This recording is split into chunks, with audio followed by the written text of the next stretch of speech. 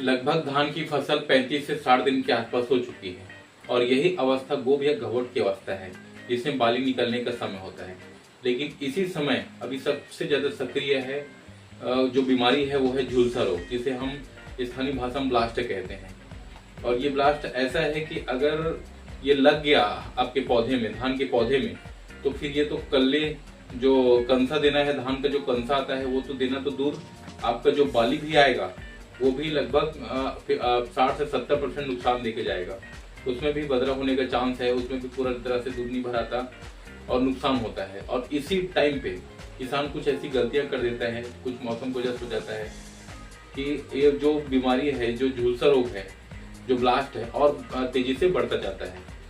तो आइए हम इसको जानते हैं कि इसको पहचाने कैसे, झुलसा रोग जो ब्लास्ट है उसको पहचाने कैसे, क्या लक्षण है इसके, हमें क्या गलती नहीं करनी चाहिए, और ये इसका रोकथाम क्या है, ये सारी चीज हम आज आपको बता। नमस्कार किसान भाइयों, स्वागत है आपका मेरे यूट्यूब चैनल इंडिया एक खोज में। जैसे कि आज हम धान की फसल के बारे में जो बता रहे हैं, जिसमें जो ब्लास्ट के बारे में बता रहे हैं, झुलसा रोग जिसे बोलते हैं, कि ये 3 स्टेज में होता है दोस्तों। ये 3 प्रकार का होता है, 3 प्रकार का होता है ब्लास्ट आपका। ठीक है, तो हम स्टेप बाय स्टेप इसको हम जानेंगे। पहला हम जानते हैं लीफ ब्लाइट। जैसा आपको दिख रहा होगा लीफ ब्लाइट, ये होता क्या है, ये पत्तियों में ऊपर से, जो सबसे पत्ती ऊपर होता है ना, वहां से नीचे उतरते हुए ये एक व्हाइट कलर का या येलो कलर का आता है। और कभी कभी पत्ती के बीच में ये ऐसा धब्बा धब्बा लाइन से खींच के आपको आएगा, भूरा कलर का। आप समझ लेना कि ये लीफ ब्लाइट है। और इसको जानने का एक और अच्छा तरीका है, जैसे आप मॉर्निंग में सुबह आप कभी खेत में गए और उसमें धान कर पत्ती देखे, तो वहां पे आपको ओस की बूंदी जैसे धब्बे धब्बे से छोटे छोटे बूंद दिखेंगे। अब समझ जाना ये 100% आपका लीफ ब्लाइट लग गया है। और ये होता कैसे है दोस्तों, ये तो हम जान लिए कि ये दिखता कैसे है, ये हम लोग समझ गए। लेकिन अब ये होता किस कारण से है, क्यों ऐसा होता है ये लीफ ब्लाइट? तो होता एक 2-3 कारणों से ऐसा होता है दोस्तों। जैसे कि अगर जिस खेत में सबसे ज्यादा पानी का जमा होना है, वहां आप इकट्ठा करके रखे हैं पानी को बहुत दिनों तक, उसको रिलीव नहीं कर रहे हैं, उसको खोल नहीं रहे हैं। कई लोग किसान क्या करते हैं, पानी की समस्या होती है, ऐसे करके मेड़ बांध देते हैं और एक्स्ट्रा पानी जो आता है वो वहां से छलक कर जाए। लेकिन ये गलत है दोस्तों। हमें कम से कम बीच में पानी को थोड़ा सा बदलना चाहिए, थोड़ा सा खोलना चाहिए, ताकि खेत साफ हो, जो भी वहां गंदगी, जो भी कीड़े मरे हैं या जो भी है वो सब बाहर निकल जाए। उसमें क्या है, आप पानी फ्रेश रखिए और लगभग लगभग कोशिश कीजिए कि तना से नीचे हो। तो एक ये है जिसमें गलती की वजह से ये ब्लास्ट होता है, जिसमें हम कंटिन्यू पानी भर के रखते हैं, पानी का जमाव क्या है, पानी सड़ जाता है, तो उसकी वजह से भी ये फफूंद उसमें पैदा होता है। दूसरा गलती है दोस्तों, सबसे ज्यादा यूरिया नाइट्रोजन का छिड़काव करना। एक तो बारिश का समय है, बारिश में भी नाइट्रोजन की मात्रा रहती है, उसमें भी लगातार नाइट्रोजन मिलते रहता है फसल को, धान के। और इसी टाइम पे अगर आप ज्यादा यूरिया का छिड़काव करते हैं तो उसमें भी आपको ये लीफ ब्लाइट लगने का, ब्लास्ट लगने का पूरा पूरा चांस रहता है। क्योंकि ये लगभग लगभग वो पत्ते को वहां पे फिर जलाएगा, ऊपर से नीचे जो का पानी जो जमा हुआ है उससे भी वो प्रभाव डाल के, दोनों के मिश्रण होकर ये नुकसान कर देता है। ये सब के कारण है दोस्तों। ये पहला हो गया आपका लीफ ब्लाइट। और मैं आपको बताऊंगा लास्ट में कि इसका कौन सा केमिकल डालें, इसको इससे बचाने का तरीका। और दूसरा है दोस्तों, आप देख रहे हैं जैसे कि जस्ट लीफ ब्लाइट, जैसे आप अगर क्रॉस कर लिए, इस समय आपने दवाई डाल दिया तो आपका नेक्स्ट आएगा सीड ब्लाइट। सीड ब्लाइट जैसे होता है, आप देख ही रहे हैं यहाँ पे सीड ब्लाइट। ये पौधे का जो जड़ है, जड़ से जस्ट ऊपर, थोड़ा सा ऊपर, 1-1.5 इंच ऊपर, आपको एक धब्बा धब्बा वहां पे तने पे मिलेगा। एक धब्बा धब्बा गोल गोल जैसा भूरा कलर का, आपको जैसे देख ही रहे हैं यहाँ आपको देखने को मिलेगा। तो आप समझ जाना कि ये सीड ब्लाइट लगा है। और ये सामने तो पहले दिखेगा आपको कि थोड़ा थोड़ा हल्का हल्का लगे, अगर आप इसको नजरअंदाज कर देते हैं तो ये पूरे आपके जो पौधा का है, जो कंसा दिया है, चाहे इसमें जितने भी कंसा हो, पूरा पौधा कोई पूरा कवर कर लेगा। और सामने तो होगा, उसके बीच में होगा, फिर लास्ट में पूरा कवर करेगा। और वही सीड ब्लाइट आपको ऊपर चढ़ते चढ़ते आपका आगे आपके बालियों में भी आएगा। जैसे कि इसका भी ये तो ये हो गया पहचानने का तरीका कि आपका तना में अगर धब्बा धब्बा काला काला, सॉरी भूरा भूरा ऐसा दिख रहा है गोल गोल, ये समझ लीजिए कि ये सीड ब्लाइट है। ये उसको हो गया उसका लक्षण। अब उसको होता किस कारण से, ये भी लगभग सेमी कारण से होता है। जैसे जिस खेत में ज्यादा पानी का भराव ज्यादा हो, इकट्ठा हो पानी, वहाँ पे वो खुल नहीं रहा है, पानी बहुत दिनों तक एक ही जगह पड़ा है। एक दूसरा सबसे ज़्यादा यूरिया का खाद देना, ये यूरिया सबसे ज़्यादा खाद देने का एक सबसे बड़ा कारण ब्लास्ट लगने का ये भी है दोस्तों। एक तो बारिश के पानी आती रही तो उसमें भी नाइट्रोजन रहता है, तो आपको इस समय ज़्यादा नहीं देना चाहिए। और तीसरा आता है पेनिकल ब्लास्ट। पेनिकल ब्लास्ट दोस्तों जैसे कि आप देख रहे हैं, ये आपका लीफ ब्लास्ट जैसा लगा, उसको अगर आपने ठीक किया नहीं किया तो वो सीधा सीड ब्लाइट लगेगा। सीड ब्लाइट को अगर आपने ठीक नहीं किया तो वही सीड ब्लाइट आपको जो तना से चढ़कर आपके जो तना के अंदर बाली निकलने गबोहट की अवस्था में तना के अंदर आपका बालिया रहता है, पौधे का बालिया रहता है दोस्तों, अगर वहां पे ये सीड ब्लाइट जैसे चढ़ गया, वो फफूंद अगर चढ़ गया वहां पे, ठीक है, तो वही आपका पेनिकल ब्लाइट लाएगा। सीधा आपको उसका जो पौधे का जो बालियां हैं, जैसे आप देखेंगे जो पालियां हैं वो नीचे से थोड़ा सा ऊपर सारे उसमें काले काले धब्बे धब्बे भूरे रंग के आ जाएंगे। आप समझ लीजिए कि वो पेनिकल ब्लाइट है। और इसमें लगभग अगर ये आपकी पूरे फसल में लग गया पेनिकल ब्लाइट तो आपको 60 से 70% का आपको लगभग नुकसान होगा दोस्तों।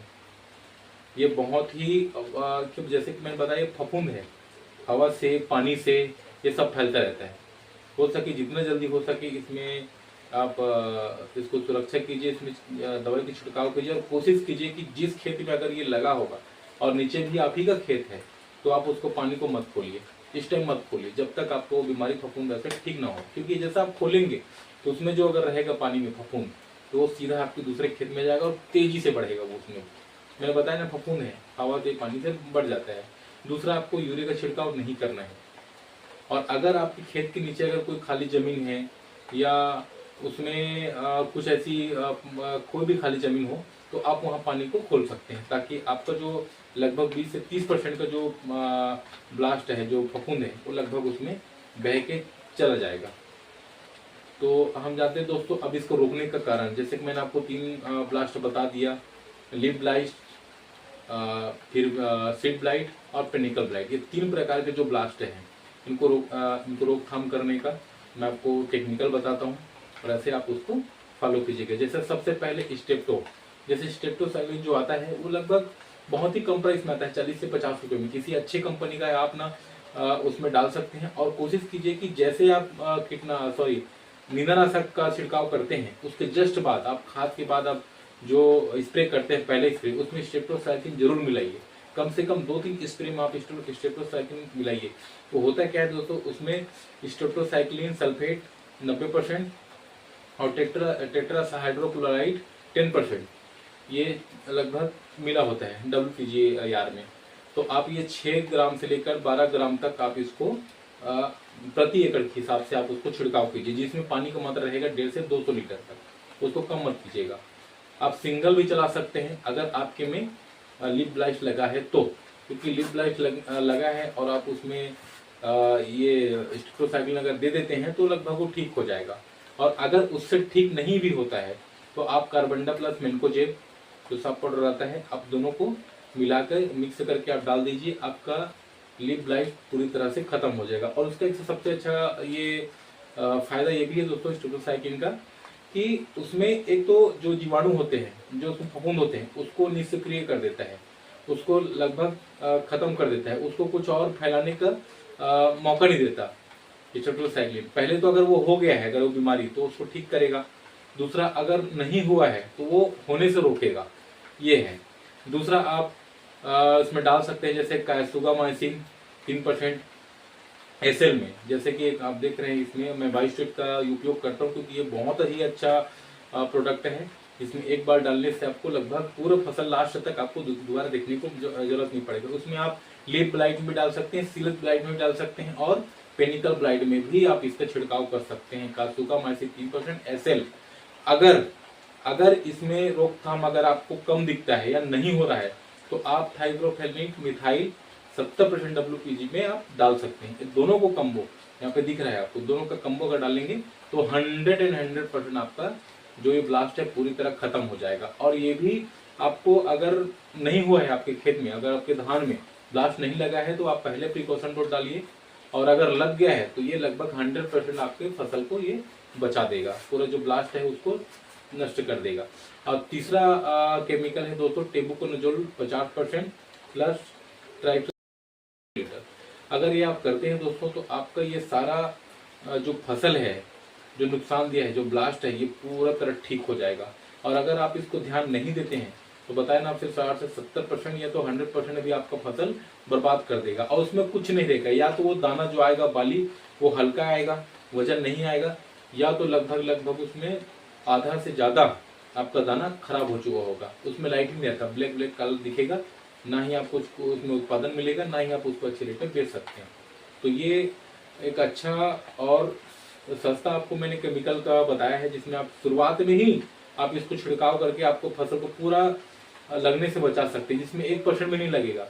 100% तो बहुत दूर की बात, 1% नहीं लगेगा। अब इसको अगर पहले प्रिकॉशन डोज में डालते हैं और अगर नहीं डाल पाए और ये हो गया है तो भी आप इसको छिड़काव कर सकते हैं और एक बहुत अच्छे रिजल्ट आप पा सकते हैं।